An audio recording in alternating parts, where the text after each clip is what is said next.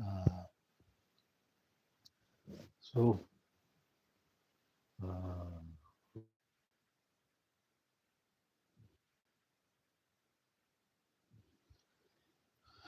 so we'll talk about is it whatever. It's the Eschaton Prophecy. Eschaton is the Eschaton Prophecy is a series of episodes. I hope that I'll do. If I'm not discouraged by the surroundings, the other factors in the world. I think we come from a future, and the future is always we come from a past, and the past is always with us. Just the fact that the past is not here with us now does not mean that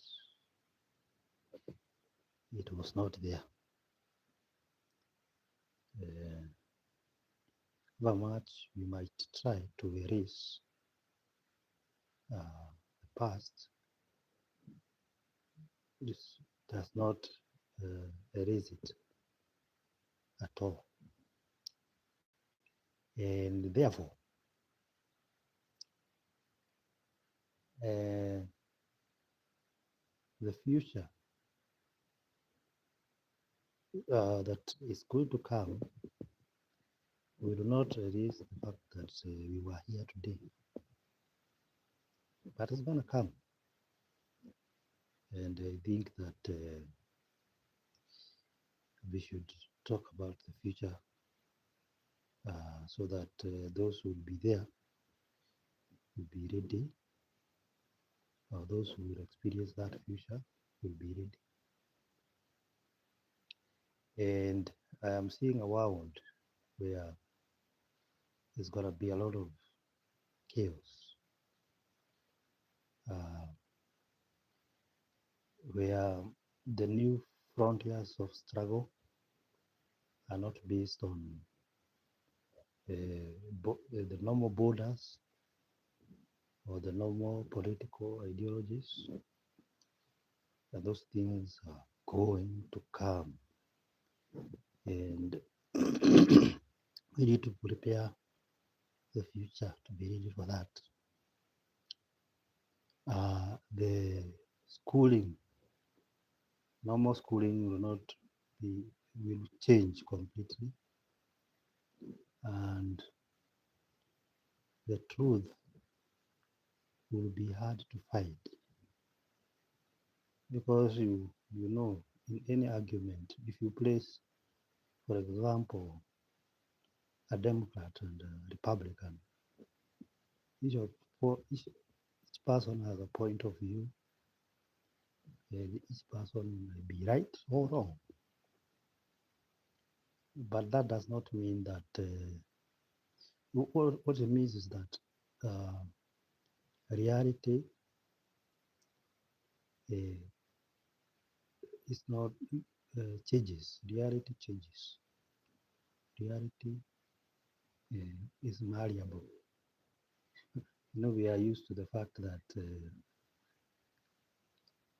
there is there is an ultimate reality, like the sun rises from the east and sets in the west. Life is not like that, or reality is not like that. It's not set.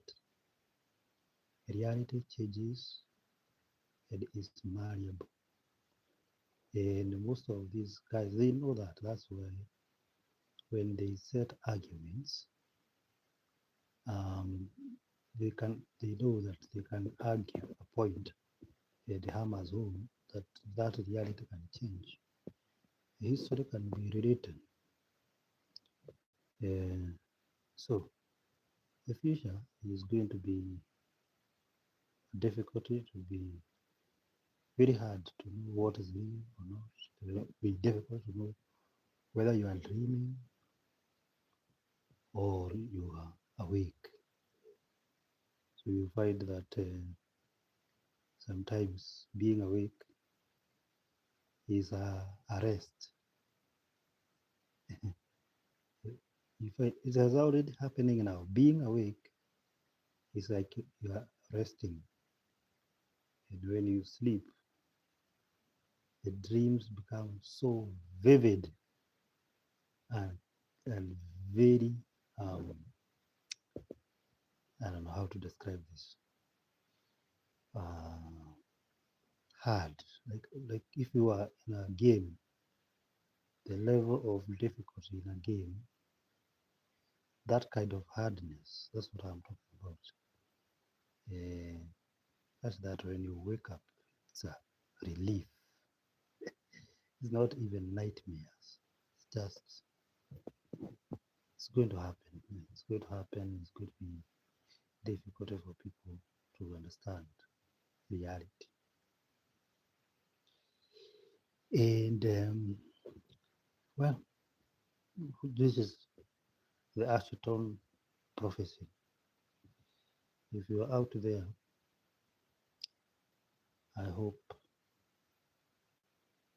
you can listen. I think that in any cluster of, uh, I think in any cluster of stars in a galaxy are likely to have formed at the same time. And therefore, their rate of evolution and the subsequent formation of the solar systems and the subsequent uh, setting of biological life on those zone, golden lock zones are likely to have evolved at the same time. And what that means is that roughly the evolution of civilization is likely to take to evolve at the same time, at the same rate. That's what I mean. And that means that some of these civilizations will get to explore the stars roughly at the same time, but some might be earlier and others might be late, depending on the prevailing obstacles. In our case, I think we are late because of our political ideologies. And that means we will be late because some of those civilizations nearby have started to move out far and they have evolved in technology. And when they get to us, they will colonize us. Hell, they might have already colonized us. How would we know? And I think maybe if, for example, if they faced, if they came to a planet like this, how would they invade? I think when we, uh, the humanity, we refer to beings like God and Satan, I think that we are already living in an invasion, and and somebody is catching in on our problems. And that's why we have borders. That's why we have dividing political ideologies. And that's why we are very confused as a planet. We are so confused completely out of it. And I don't care. This is for anybody who is going to be lucky to get it. It's not for everyone. So um, when that time, the future is quite uncertain because earlier invaders know that there will be other visitors from other nearby clusters. And these visitors are not the same. And we have been I don't know what to call it, accustomed to a world where we think that evolution comes from struggle and survival for the fittest. But that is not the case. I think the evolution of a civilization, the optimum is based uh, on societies like bee society or ant society, only on a higher level, whereby there is a lot of harmony. And I think we human beings are capable of being in a state of harmony. I know there are people out there, the elite, who advocate for struggle and for competition and for fighting, uh, so that they think that way is the only way you can realize a better version from the struggle. And that is not my take. I think my take is complete cooperation. And if we had done that at the onset of the outset, at the end of the World War, when you formed the UN, I think now the um, the occupation of Mars or the settlement on Mars would have been Mars would literally have been terraformed by now. To realize, after 1944, certain individuals they advocated for suspicion, uh, fear, and there was proliferation of, weapons of mass destruction. The West and the East could not come together. And mind you, the West and the East were allies during the World War. So who gets to came in between the two sides or in and destroyed the allies from within? And because right now, what is actually fighting each other, the, what we call in quotes the East and the West, is all just but the allies. And now Russia and the United States hit each other guts. Why? I don't understand. But my take is that, as I said, nearby clusters were evolved at the same rate, and some of these civilizations from nearby stars reached a system and they have been stocking division so that we can never evolve to what we was to our destination or our destiny. And they are everywhere. And I think that is what is happening to the world today. Whoever said that there should be struggle within the same species, remind you that species is capable of higher thoughts and imagination. I think this is deliberate confusion. And what is done is done. It is what it is. And I'm saying this so that we, our kids, are ready for the future. Now, the only thing I think they have been able to do is to study our social structure and how our biology is related to that social. Therefore, uh,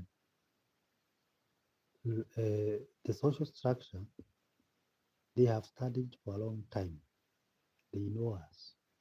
They know how we interact with our nature and how we are in tune with the nature, which could probably be why we are still here today. The future needs or indicates, I don't have the English word for that we work together like a super organism. Okay? We work together like a super organism. And that what that means is in your mind, if you, I think by today through the social media, everybody knows about the brain, the neuroscience. The brain is made up of neurons, and these neurons are interconnected like a community. The way we relate to each other, I think each level there is a concatenation in reality, in our reality, about our interrelation, our interaction, how you interact with everybody in your community or everybody you come across. So you interact with each and that person. So you can get into your mind, looking at the brain. Um, so you have uh, kĩrathi ndĩ nakĩo kĩrathi ndĩ nakĩo online nĩ gũthomithia ndĩrathomithia ĩĩ ĩĩ okay. So the interaction that was the interaction between us within us or us between us among us is like what happens in our brain. Now we have neurons, and what happens with the neurons is that the neurons they communicate with each other. So each neuron can communicate with other like 10,000 neurons, and you have like a billion neurons or something. Now, each neuron is not aware that it is part of a whole thought process. Like when we are talking right now, all these sentences are forming, and these ideas, I don't know whether they are getting across. High neurons, each individual neurons is not completely aware, and, and I, probably they are, each neuron is aware. How do we know? We are not neurons. But it may not be fully aware of the whole thought process. So you have some um units in your mind that work tirelessly so for you to be conscious. but they work together. And that working together is when we say that the whole is greater, the whole part is greater than the sum of its parts. Therefore, we also work, communities work in that kind of process. It's like a Russian doll. You know what a Russian doll is. When you open the outer layer, you get a smaller but identical uh, figurine. This time, we are opening the layers upwards instead of going inwards. So we open the layer from the interrelation in our mind to the interrelation between communities. So our communities, or us, we are part of a bigger community, believe it or not. And that's why the internet clicked in very fast. And I think sometimes some of these designers, they don't they don't show us what is going on. Like they don't tell us whoever designed the internet knew exactly what was going to happen if they released it to the world, because it would imitate our interrelations, how we communicate with each other, how language is a tool for our intercommunication. Because now we are not connected like neurons. Neurons are our direct connection. You don't need a language. Our language is our interconnection. It's like a pathway. Therefore, so the communities, the purpose of the language is between the parts of the whole. So when I say that the world, we need to work together as we were supposed to be a bigger super organism. We are an organism which has a mind of its own. And let me tell you something else. Uh, com- we have smaller communities, maybe within your tribe or within your country. And these small communities or villages, they communicate with other villages. And the way they communicate is very complex. But maybe you can see the interchange of culture, the interchange of certain words, the interchange of certain behaviors between communities, wherever you are. There is a process there that you know bigger minds in working together. And overall, the internet now imitates, makes us a superorganism. But who stokes our differences and who is confusing us so that we are not focusing on real things?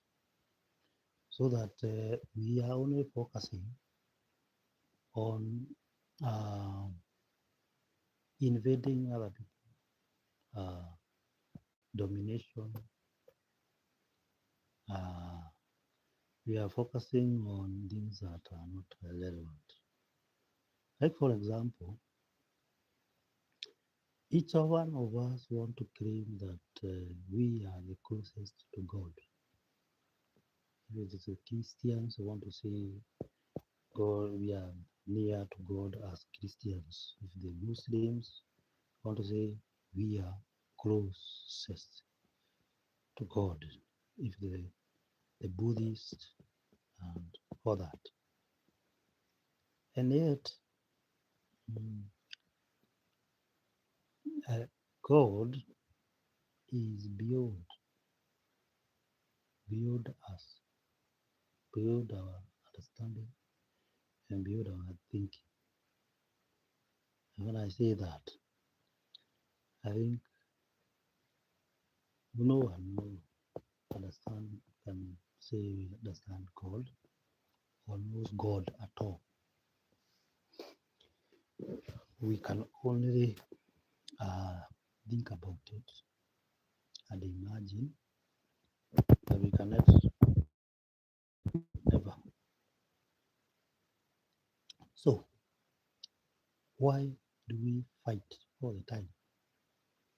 And are you telling us that we are incapable of imagining that no one knows God, but we know there is God because, instinctively. And yet I want to come here and press that issue and force you to think about it the way I think about it. Or you want me, you know, another person wants me to think about it the way they think about it. So I think we have been visited and we are going to be visited by others, and we are probably going in the future to visit. And I think if you were to go to another planetary system, you would send scouts, and these scouts would go there. Like, I'll give you a much smaller uh, example of that. You would send missionaries to Africa, and the missionaries would learn the languages of the local people, their culture, and then the the governments would later come to invade through that information. But the missionaries would have gotten the people they are ready for the invasion. Okay,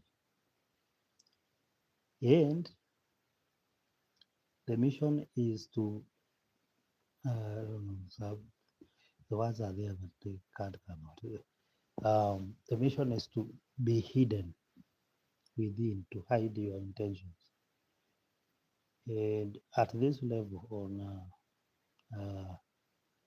a global level, an invasive civilization would not show that they are here. We would never know. We would have an idea like we do. Maybe there is, maybe there isn't. And I think it is there in the history, in the books of history, and even in the Bible. They are here. They came and they came with chariots of fire, and they took some of our people who went on chariots. They are here, but they have not arrived in mass. But then, while they wait, others could be sending their scouts, all that. Very many uh, systems, solar systems, and their civilizations. Some have interacted, some have formed alliances, some have done other kind of stuff. And when you see maybe a scout, it may say there is an invaded planet, and we need to rescue that planet from those who are controlling them. Now, if those, what kind of uh, things would you said, or beings would you said to other planets first? Would it be live humans like us, or would said robots that think like us? So, if you do said certain kind of robots or beings, you would have to prepare the way for the onset. So, let's get leave that point to that point now. But what is going to happen in this future now that is coming in the Eschaton Prophecy. Um, First, the nature of education will completely change even the way we subdivide knowledge in terms of physics, chemistry, biology is going to be uh,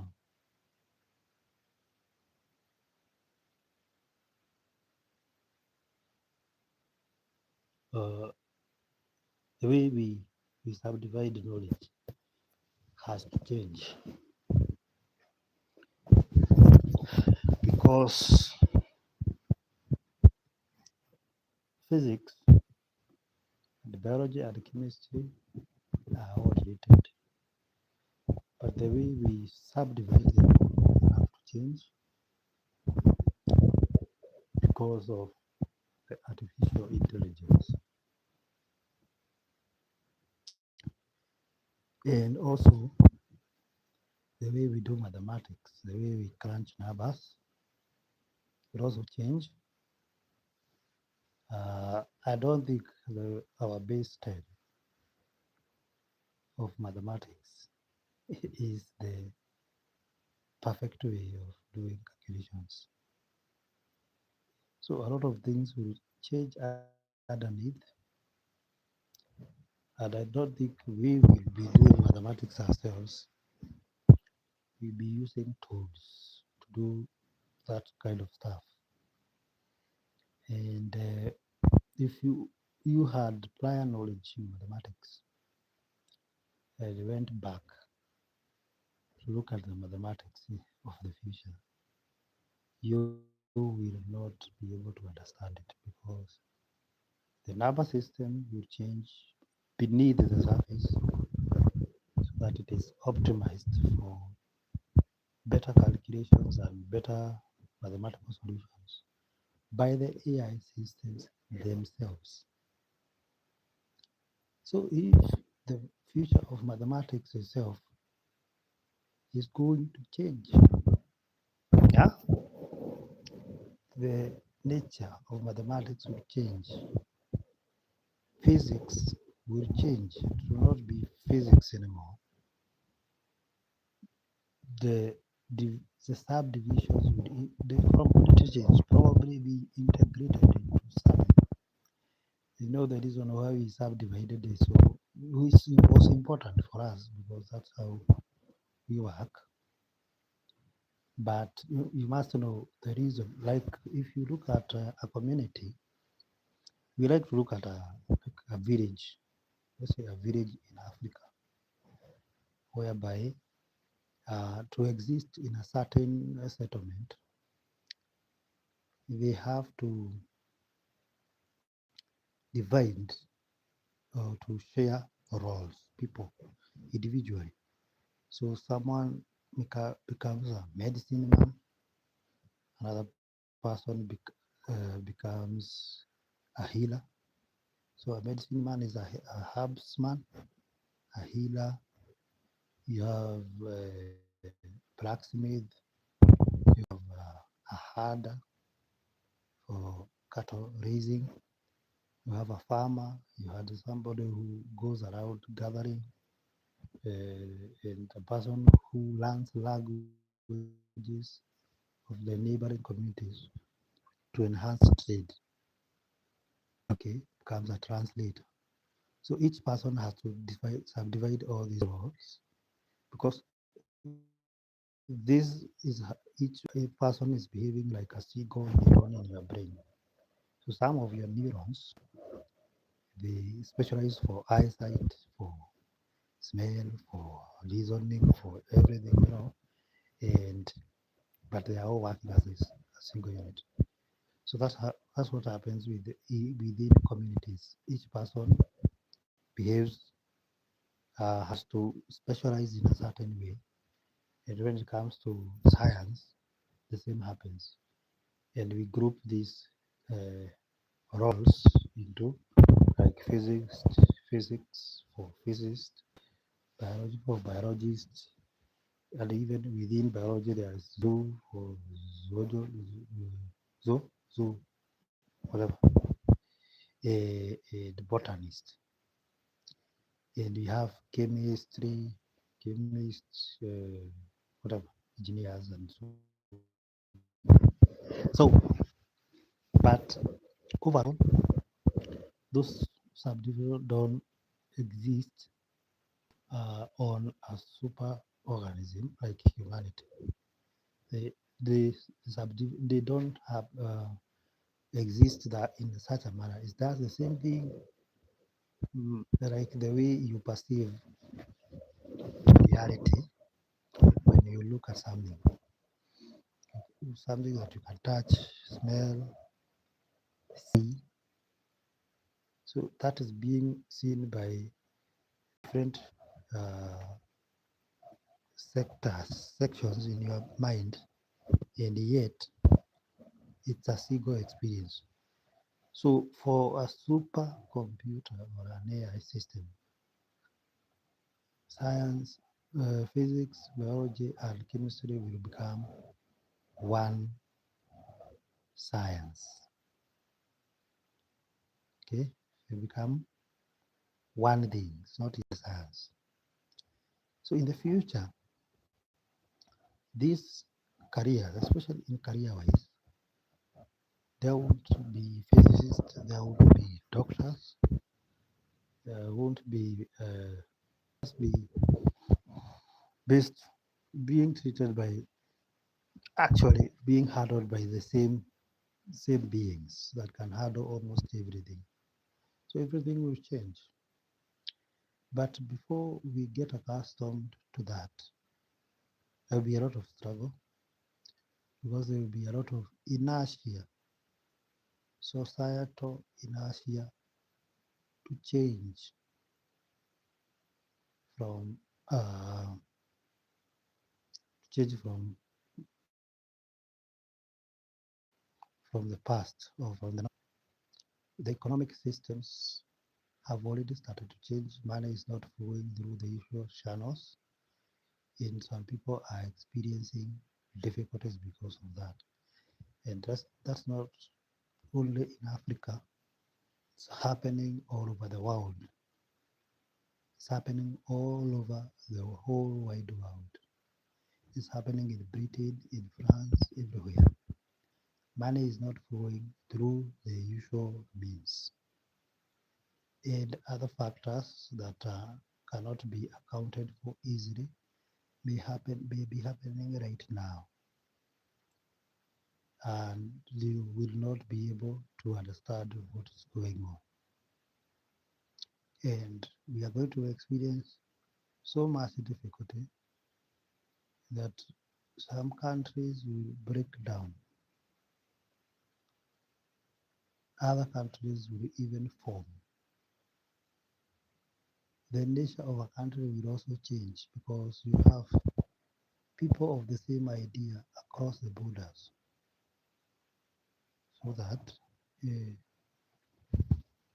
could be conservative Christians in United States, in uh, in Europe, form like one unit, and then you have the liberal side forming another unit across the borders, so that you don't have an idea which country you are in or where you are. So the world is going to change totally, become very difficult, and I think that we have a lot of extremism, and it will not be the extremism of religion, it will be the extremism of ideas or ideology. And very many people will want to capitalize on a world whereby most of the jobs have been taken by the machines. And then, of course, um, there will be a struggle between artificial agents, artificial intelligence beings, they will start to fight each other for influence. And they have already started, and they are everywhere. Um, that is going to happen, and it is already happening. So, what are we going to do about it? Basically, our unity creates a high potential being that can fight this greater challenge, because it's the only way. After all, without the use of humanity, internet would not have worked. We would not be having the large language models like ChatGPT, Clock, and Gemini, the DeepSeek, and all those. Without them imitating our power of community, they would not be there. So, if we work together again at this time, not just our interaction being limited, now we work together with a purpose, we can control these monstrosities we have created,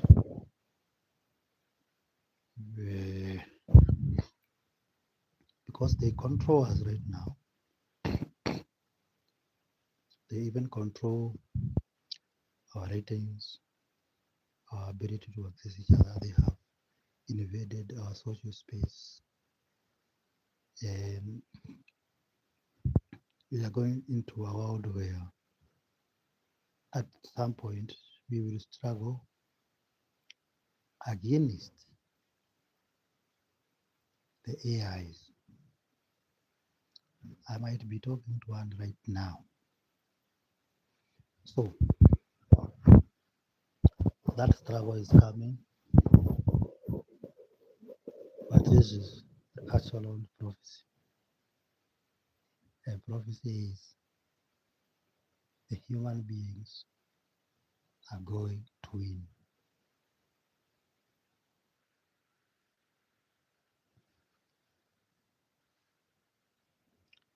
Let's finish at that point. We'll come back another time. Thank you very much.